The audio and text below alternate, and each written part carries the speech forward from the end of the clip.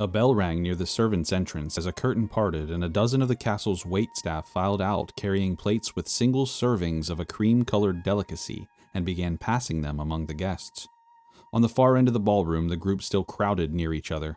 Dorian accepted a dessert he did not intend to eat, nodding politely while his thoughts clearly lived elsewhere. Gabriel stood beside him, anxiously looking up and down the hallways, half expecting something urgent.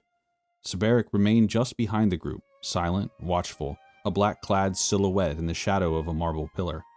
Jackson watched the room, but his thoughts drifted towards Cassian. Movement at the edge of his vision drew his attention. Alora passed behind him, close enough that her sleeve brushed his arm. She didn't stop. She didn't look at him. Her voice came soft and perfectly timed to the swell of music, a whisper shaped to vanish the moment it was spoken. "My room," she said lightly. "East wing, 3rd floor. Slip away when you can." She paused just long enough to add, without turning, "Don't make it obvious." Then she was gone, absorbed into the flow of massed nobility as if she had never been there at all. Jackson froze for half a heartbeat. Leaf noticed immediately. "Did she just invite you to her room?" "Yes, shh," Jackson replied under his breath. Dorian's gaze flicked to him, overhearing the hush. "Invited you where?" "Don't worry about it," Jackson replied. "It's not important." Before Dorian could press further, a familiar presence cut cleanly through the moment. The emissary approached with the same smooth glide they had witnessed since they arrived in Braxia. He dipped his head slightly, to Juno first, then to the rest of the group. "My lady." "Gentlemen," he said, "if you would be so kind." Juno straightened. "Of course. Lord Adrian will receive you now. The evening has reached its natural conclusion." Around them, dessert continued uninterrupted. Laughter rose and fell.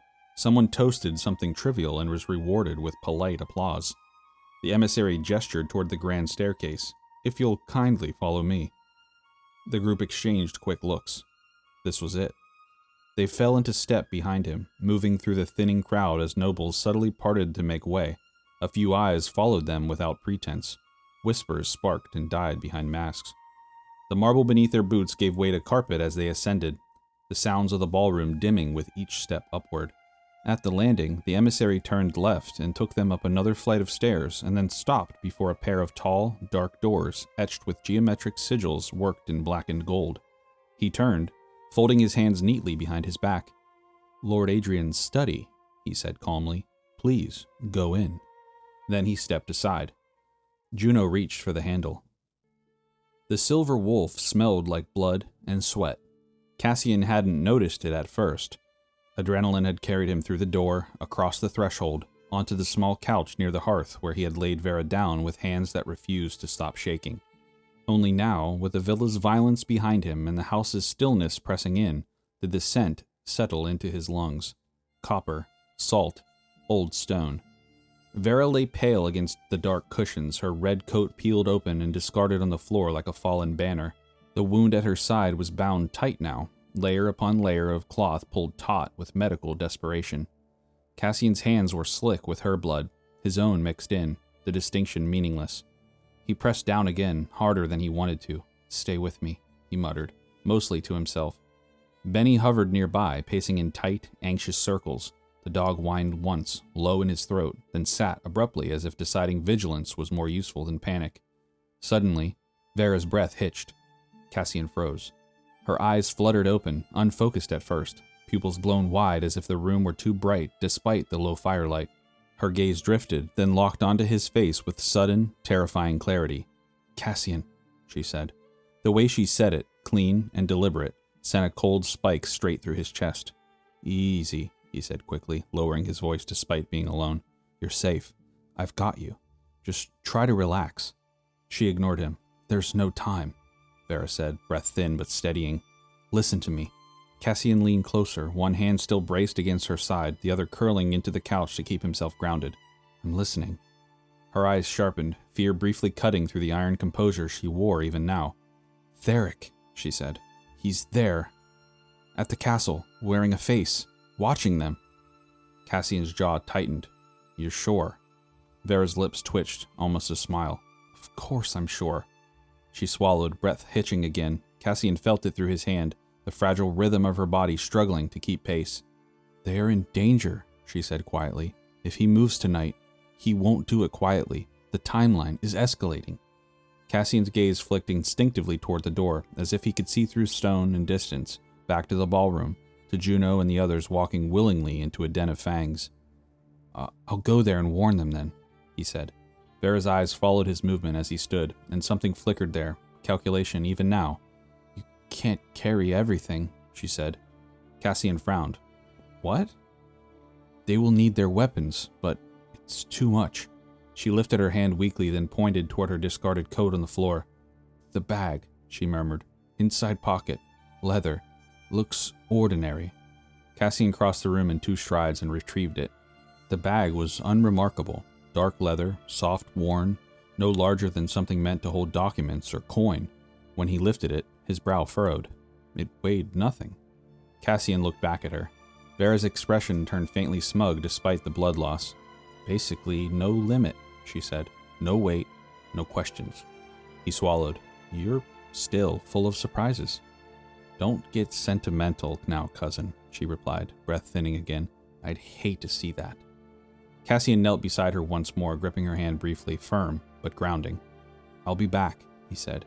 You're not allowed to die while I'm gone. Vera's eyes softened just a fraction, and a smirk followed. Then, you'd better hurry. Her gaze slipped, focus faltering. The sharpness drained from her face, replaced with exhaustion that finally claimed its due. Her hand went slack in his. Cassian felt the moment she lost consciousness and his head swam. He forced himself to breathe. The bag did exactly what she'd promised. Armor disappeared into it without resistance. Blades slid inside as if the bag were swallowing shadows. Juno's shield and hammer, Dion's club, everything that mattered, everything that could keep them alive, vanished into the leather with impossible ease. Cassian tied the bag to his belt and moved for the door. Benny padded closer, tail low, eyes flicking between Vera and Cassian. Watch her, Cassian said quietly, kneeling to meet the dog's gaze. Don't let anyone near her. Anyone. Good boy. Benny barked once, sharp and resolute, then sat squarely beside the couch like a sentry carved from fur and loyalty. He paused at the door, glancing back at Vera's still form, the firelight catching the sharp lines of her face, the blood-dark bandages rising and falling with each fragile breath. Then he pulled his coat tight, ignored the pain screaming through his body, and stepped back into the night. The study door clicked open with ease, revealing the well-furnished room before them. The group stepped inside, and the large wooden door closed behind them with a soft, decisive sound. Lord Adrian stood behind his desk with his back to the door, and he did not rush to fill the silence. The room itself did the speaking first. Bookshelves rose from the floor to ceiling along 3 walls, dark wood polished to a soft sheen, their contents meticulously arranged, spines stamped in gold and silver ink. No dust, no clutter, everything curated, everything intentional. A massive desk dominated the far end of the room, its surface carved with intricate decor. Behind it sat a high-backed chair upholstered in deep crimson leather, tall enough to feel less like furniture and more like a throne that refused to admit it was one. A fire burned low in the hearth, framed by a white marble mantle etched with scenes of diplomacy rather than conquest. Hands clasped, treaties signed, crowns bowed not in submission but negotiation. The vampire lord turned toward the group and gestured casually toward a cluster of chairs near the fire. Good evening. Please, sit. Braxia prides itself on civilized discourse. Jackson, Gabriel, and Leaf moved to the chairs, while Juno, Sabaric, and Dion followed, finding the mantle as an easy place to lean. Dorian did not sit. Adrian's gaze flicked to Dorian, amused rather than offended. Ah, straight to business then. Dorian bowed his head politely.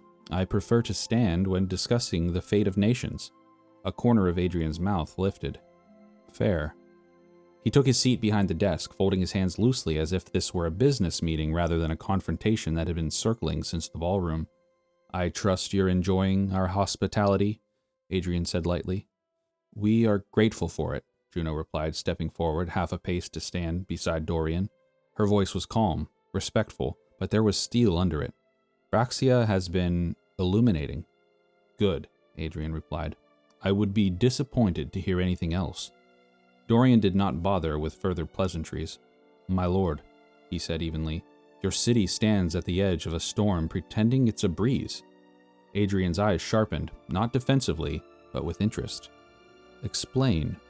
You claim neutrality on every front, Dorian continued, between the Church of the Crimson Sun and the encroaching horrors tearing Kjlovania apart, between zealotry and annihilation, but neutrality is not the absence of choice, it is the active decision to ignore. The fire crackled softly. Adrian leaned back in his chair, fingers steepled. An elegant sentiment, one that does not paint the full picture, I'm afraid, but elegant nonetheless. Juno spoke this time. Cities are falling. Entire regions are blighted with a new disease. The church is preparing something catastrophic under the blood moon. Whatever you believe about doctrine or politics, this is no longer theoretical. Adrian's gaze slid to her. And you believe yourself uniquely informed. We believe that you are just as informed and choosing to look the other way, Juno replied without hesitation. That earned a quiet laugh. Well played, Adrian said. Most people accuse me of cowardice first. Dorian's expression didn't change. Cowardice requires fear. You aren't afraid, you're calculating. Adrian nodded once, approving. Yes.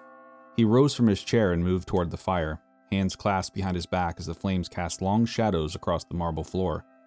Let me be very clear, Adrian said. Braxia does not survive by choosing sides. It survives by remaining indispensable to all of them. He turned to face them. The church needs our trade routes, our gold, our silence. The creatures in the dark need the same, our black markets, our discretion. If I sever either thread prematurely, Braxia burns. And if you wait, Dorian asked, it burns anyway. Adrian studied him for a long moment. You assume the fire cannot be redirected, he said. History suggests otherwise. Braxia has stood untouched in the center for centuries. Juno crossed her arms. History also suggests that men who believe they can control fires often die holding the torch. That drew a sharper smile. Now that, Adrian said, sounds inflammatory. The air tightened, charged with electricity. Dorian pressed on. You know something is coming. You wouldn't host a gathering like tonight if you didn't. You wouldn't tolerate Corvinus's presence in your city if you weren't weighing outcomes. Adrian's expression cooled by a degree. Careful. Juno met his gaze without flinching. Corvinus walks openly through your halls with justiciars at his back. That is not neutrality. That's permission. Adrian exhaled slowly. Corvinus walks here because denying him entry would invite war at my gates. War I have no interest in fighting. And Xavier? Dorian asked quietly. The name landed differently. Adrian did not mask the shift. It was subtle, but real, a tightening at the edges of his eyes, the faintest pause before his speech resumed. So, he said, you believe the ghost stories that are being whispered again. He is more than a whisper, Juno replied, and you know that. Adrian turned back toward the fire. Xavier is a wound Kjlovania never properly cauterized, but that does not mean that wound will reopen. Dorian's voice hardened, unless someone is bent on opening it again. Silence stretched, deliberate. Adrian finally looked back at them. You believe he will return. We believe forces are moving to make it inevitable, Juno said, and we believe the church is directly responsible. They aren't trying to stop it. Adrian laughed softly without humor. No, they would never stop it. They would attempt to wield it, to use him. Dorian seized the opening. Then stop pretending you're above the board. You know what's at stake here. You know what lurks beneath your city. The room went very still. Adrian did not turn immediately, and when he did, his expression was no longer amused. You tread on delicate ground, he said. Dorian did not back down, then answered delicately. Adrian studied them, really studied them now, not as guests, not as curiosities, but as variables. Asmakel, Adrian said slowly. He is a resident under our land that has outlived several regimes, a useful one. Fear keeps people cautious. Cautious people do not revolt. That's not an answer, Juno said. No, Adrian agreed, but it is context. He moved back toward the desk, resting one hand against its carved edge. The line between the tide requires partnerships with both sides of the coin. Some worse and more unstable than others, but necessary regardless. Dorian's jaw tightened. And you consider that acceptable? I consider it reality. Adrian replied coolly. Unlike the church, I do not pretend monsters disappear if I close my eyes and pray. The fire popped again, louder this time. Juno stepped closer. If he is reborn, if Xavier's shadow stretches across Kjlovania again, your neutrality will not protect you. You must know this. Adrian met her gaze evenly. Perhaps not, but it will ensure I am still standing long enough to choose when and how I intervene. Dorian exhaled through his nose. That's not leadership, that's gambling with lives. Adrian smiled thinly. Leadership is knowing which lives are already gambled. The words hung heavy between them. After a beat, Adrian straightened. You wanted honesty, you have it. I will not commit Braxia to open war, especially on rumor and superstition. But I am listening, I am watching, and when the board tilts decisively, he spread his hands, I will act. Juno's voice was quiet. By then, it may be too late. Adrian's eyes flicked to the door, then back to them, or exactly on time. He dipped his head slightly. You've made your case, impressively. I can see why Captain Elias trusted you. I suspect this will not be our last conversation. Dorian finally nodded. No, it won't. The fire crackled, and suddenly, the door to the study flew open, slamming into the wall, rattling the bookshelves. 2 night guards stumbled across the threshold, armor half-fastened, breath shredded, eyes wide with something far worse than fear. Panic. They dropped to one knee instinctively. My lord, the first gasped, voice breaking. Forgive the interruption. Adrian rose from his chair, fire already burning in his eyes. Whatever composure he had been wearing only moments earlier peeled away in silence. The air in the room seemed to tighten, heat from the hearth sharpening into something brittle. What is it? He growled. The second guard swallowed hard. The Lady Allura is missing. Jackson's stomach dropped.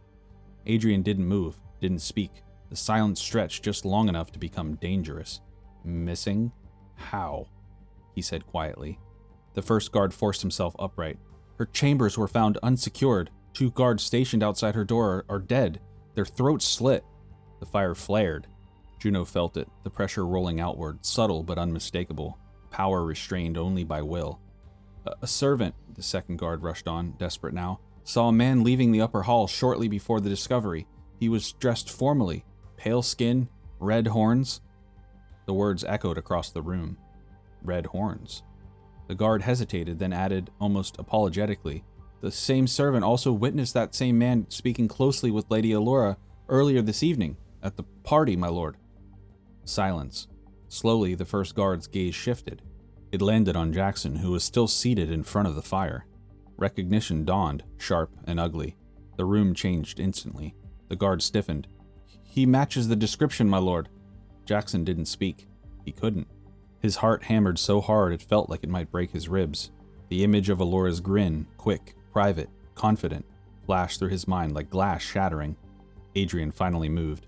He crossed the room in 3 measured steps, stopping directly in front of Jackson. The vampire lord studied him closely now, eyes no longer curious, no longer amused. If you have harmed my daughter, Adrian said, his eyes glossed over in full crimson, teeth growing into sharp points as he spoke, there will be no corner of existence you can crawl into that I will not tear open. Jackson forced himself to meet his gaze. I didn't, he said. No flourish, no defense, just truth, raw and immediate. I swear it. The fire roared higher. Juno didn't hesitate. If someone wanted to frame one of us, this is exactly how they'd do it. Horns, proximity, witnesses who saw just enough. Dorian nodded sharply and added, whoever took her wanted speed and chaos. They wanted you looking at us instead of them. Adrian's jaw tightened. Theric, Juno added quietly. This has his fingerprints all over it. For the first time since the guards had entered, Adrian's expression shifted from rage to something colder, understanding.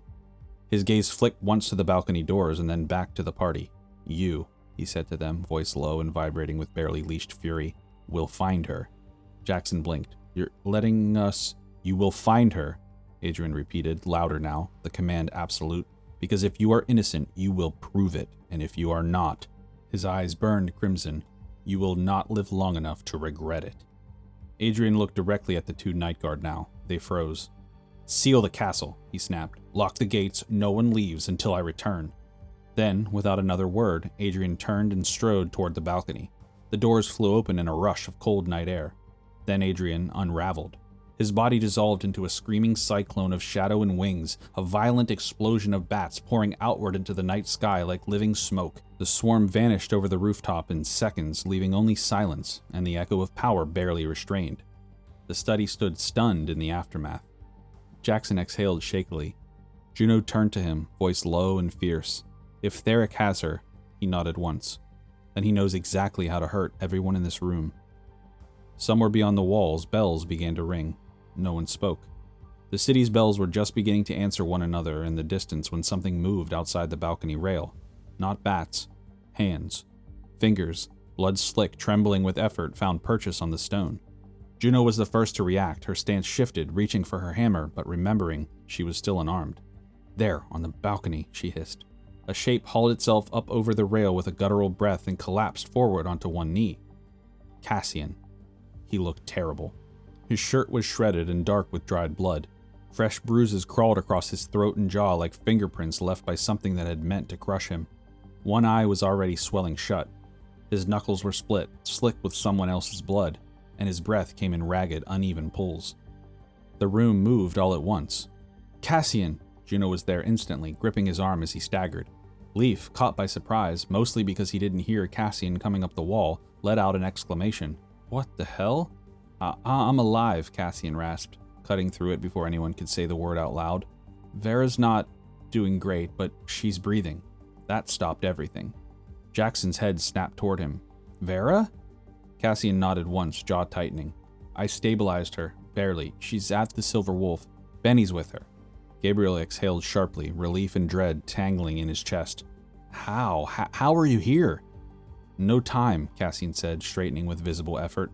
"We killed some people. No big deal. We'll be fine, I think." He looked directly at Juno, then Dorian, and then the rest of the group. "She said Theric is at the castle." Juno's face hardened instantly. "I knew it." Cassian continued, voice steady only because he was forcing it to be. "She said the party was in danger. She said he wouldn't strike openly. He'd wear faces." Jackson swallowed. "Alora's gone. I think he wore mine."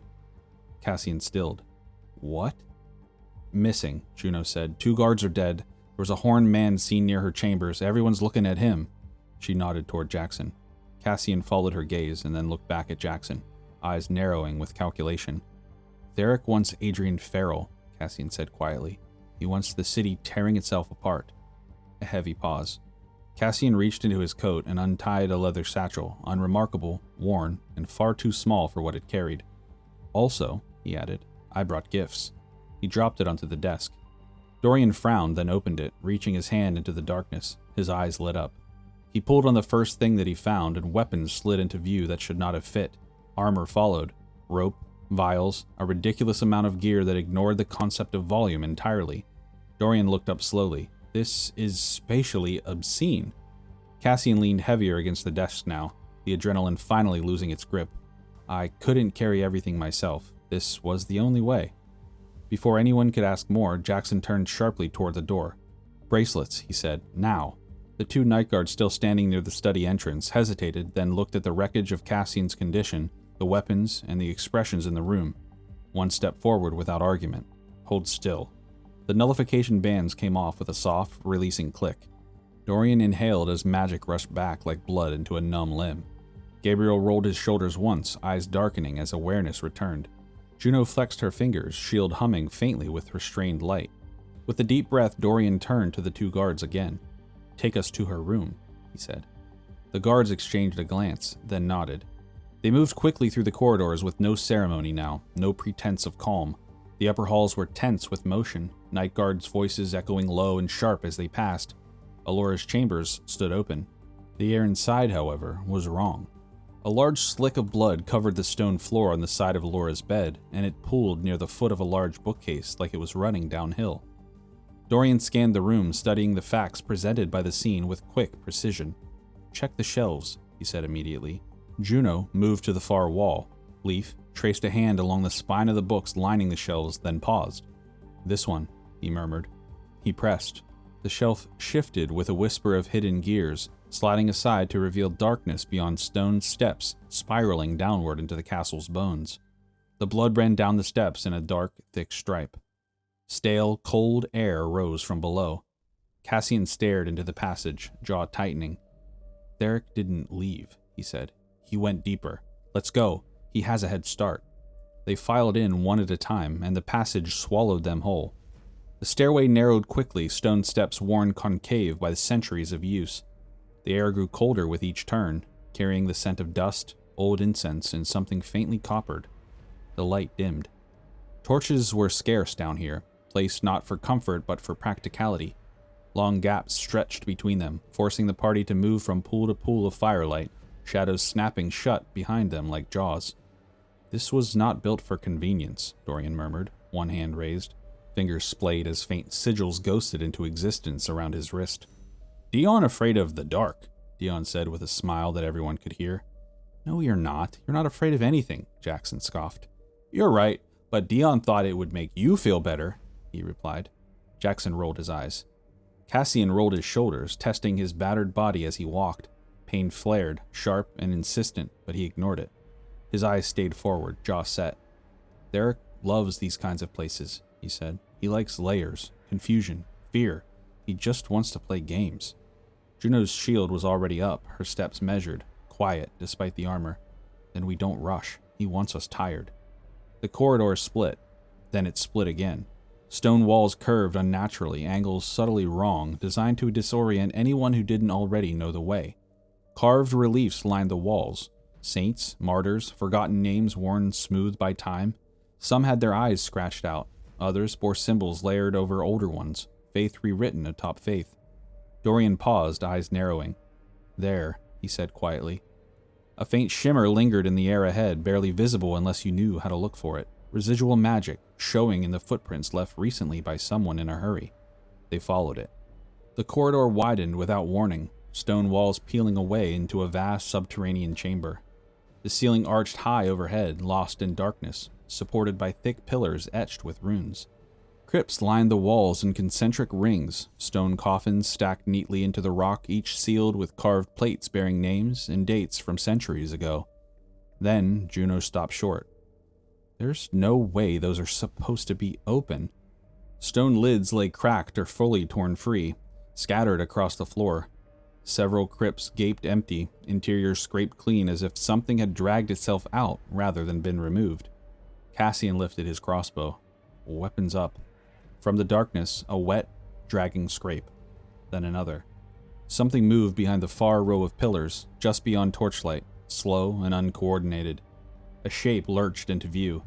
Once, it had been human, of sorts. Its skin hung loose and gray, veins blackened beneath it like rot blooming under parchment. Its eyes glowed faintly red. Unfocused but alert. Jaw unhinged as it drew in breath it no longer needed. Then another stepped forward, and another. The silence shattered. A shriek tore through the chamber, thin, feral, triumphant. Ghouls, Dorian snapped. Don't get bit. They all came at once. Bodies poured from the crypts, clawing, stumbling, some still wrapped in burial cloths that tore free as they moved. They were not elegant. They were not disciplined. But there were many. Group up, Juno barked. She planted herself forward, shield flaring as the first ghoul slammed into it with bone-cracking force. It rebounded, snarling, only to be crushed beneath her hammer in a flash of green light. Leaf surged past her, dagger flashing as he carved through the nearest attacker. Jackson followed him, his thin sword slicing through the air in two different thrall in one motion. Gabriel stood motionless in the center, magic snapping back into his hands with vicious relief. Eldritch energy lashed outward, hurling two ghouls into a pillar hard enough to shatter stone. They did not rise. Dorian's gauntlet came to life as arcane energy surged down his arm, transforming his armor into an impenetrable barrier. He met the nearest creature with a fist of metal and punched straight through dust and bone. On our left, he shouted. Saberic was already there. He met the charge head-on, blade singing as it cut through bodies with disciplined efficiency. Every strike calculated, every movement conserving energy. Still, they kept coming. One ghoul vaulted a broken crypt and slammed into Juno from the side, claws scraping against her armor. She staggered and caught herself. Dion was there instantly, tackling the creature mid-snarl and bringing his hammer down and through its skull. It convulsed once and then went still. They fought back to back now, breath coming hard, sweat and blood slicking on the stone floor. The chamber echoed with snarls, steel, and the crack of magic, and then Finally, silence. The last ghoul collapsed at Cassian's feet with a crossbow bolt embedded into the bone, its head rolling loose from its shoulders before coming to rest against the shattered stone coffin. No more movement, no more sound. Only the hiss of cooling magic and the ragged breathing of the living. Juno lowered her shield slowly. Everyone still standing? A chorus of exhausted confirmations followed. Leaf wiped blood from his mouth with the back of his hand and looked around the chamber, eyes narrowing. "Those weren't meant to kill us," he said quietly. Dorian nodded grimly. "They were meant to slow us down." They pressed forward into a narrow chamber and were met with a giant metal door that spanned the width of the corridor. Cassian was the one who pushed it open, shoulder braced, muscles screaming as the hinges groaned in protest. The metal shifted inch by inch and gave way with a deep, resonant shriek that echoed down the tunnels like a warning bell. The chamber beyond revealed itself with a shock of detail and illumination. Arcane sconces burned along the walls, their flames a steady, unnatural blue. The light revealed stone polished smooth by ritual rather than time, every space marked with faint runic scoring that hummed softly beneath the surface. At the center of the room stood a massive stone table, waist high and immovable, carved from a single slab of black veined rock. Set into its surface were 4 dials. 3 were large, heavy, their edges etched with symbols that glowed a dull pulsing red. The 4th was smaller, bulbous, entirely red as if swollen with blood beneath translucent stone. Cassian's stomach dropped. Beyond the table, chains rattled softly. 2 spiked iron cages hung suspended from the ceiling, held aloft by thick, rusted chains threaded through a web of gears and pulleys bolted directly into the stone walls. The spikes faced inward, angled cruelly, designed not to kill quickly, but to punish movement. The left cage swayed slightly. Inside was a motionless figure. "Laura," Jackson breathed. She hung unconscious, wrists bound above her head, dark hair matted against her face. Her chest still rose and fell, shallow but steady. Blood traced thin lines down her arms where the restraints bit too tight. Alive. The right cage was empty. Before anyone could move, clang, the iron doors behind them slammed shut, locks snapping into place with a series of heavy, final thuds, each echo landing like the nail in a coffin. The sound rang out and then died. A moment passed, and then a slow clap echoed through the chamber. Once, twice. A familiar voice drifted from nowhere and everywhere at once, light with delight and thick with mockery. "Ah, curtains up." A cackle followed, low, amused, unmistakable. Theric stepped out of the shadows near the far wall behind another iron gate, wearing his own face for once, his gray skin slick in the torchlight. His smile was impossibly wide. "Bravo," Theric said, spreading his hands. "You made it. I was hoping you would." He paced lazily around the outside of the chamber. "These games have been fun, but now the real test begins. Time to see what you are made of." He cackled quietly, and it echoed off the stone. "You have 3 choices," he said cheerfully. "Like a proper play, each ending comes with its own little tragedy.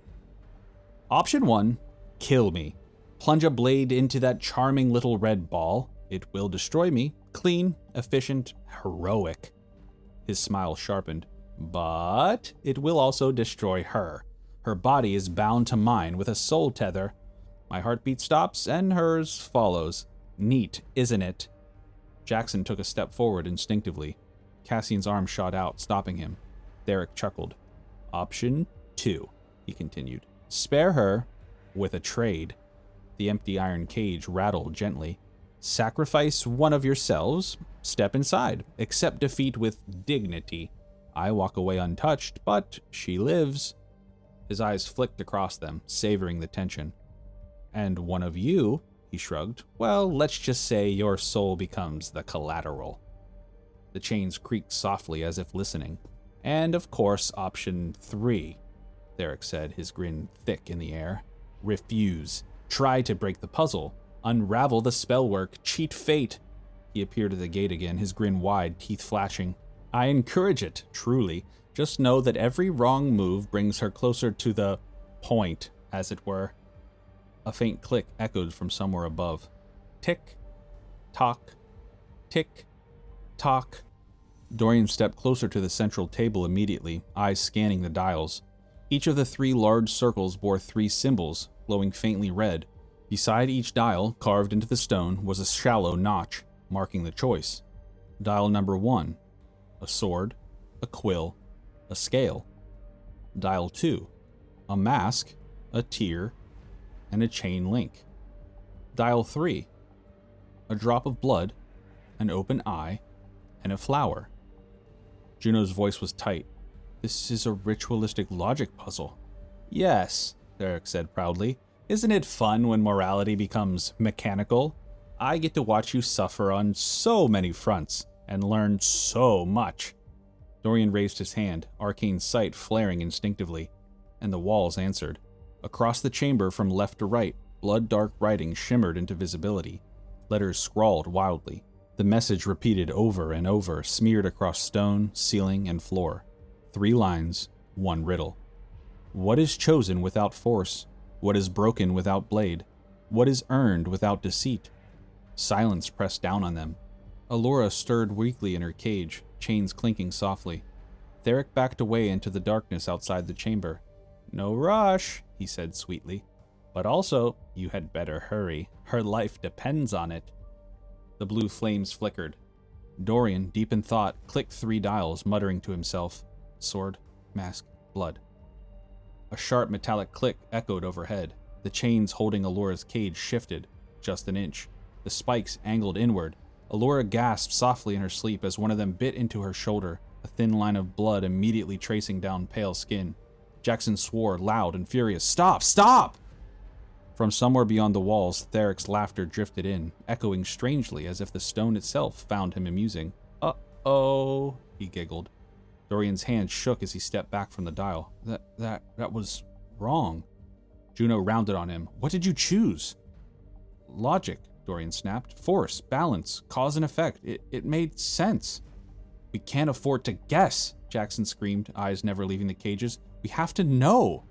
The spikes crept again, just a fraction closer. The second attempt came faster. Desperation edged the decision-making now. Voices overlapping, reasoning colliding. Chosen without force. Mask, not sword. No, broken promises equal tears. Just pick one, we don't have time. The second dial turned, the symbols glowed, then screamed. This time, the chains jerked. The spikes drove inward hard enough to draw a cry from Allura's throat as metal pierced flesh along her ribs. Blood dripped freely now, splattering onto the stone floor beneath her cage. Jackson surged forward like he could physically stop it. Cassian caught him. Look at me, Cassian barked, rage cracking through his control. You move wrong and she dies faster. Theric's voice purred from the dark. 2 wrong answers. I'm almost disappointed. I expected at least a little more poetry from you. The cages creaked ominously. One final move remained. One last mistake. Silence fell, not the quiet of thinking, but the suffocating stillness of realization.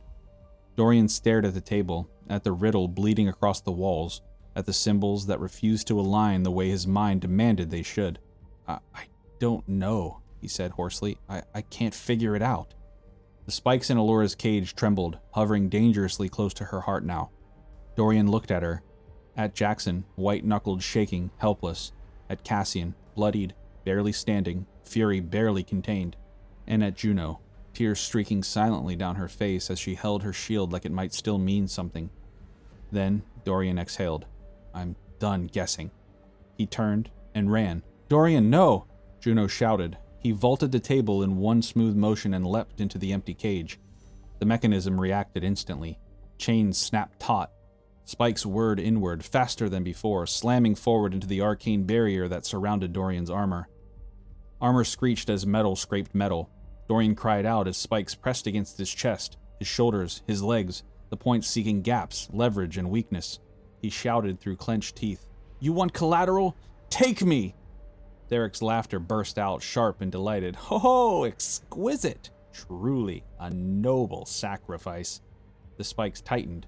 Dorian strained with every fiber of his being, the gauntlet sparkling and shimmering as the magic reached its limits. Dorian, why? Jackson gasped as he reached the side of the cage. We cannot afford to lose Adrian as an ally. No matter the cost, we have to stop Xavier. It was the only thing I could confidently think of. Juno watched helplessly, tears streaming now, the group around her powerless to save him. Dorian's breath hitched, forced shallow as the cage closed around him, the arcane magic cracking. The spikes broke through the first layer of his metal plating, reaching skin. He gasped.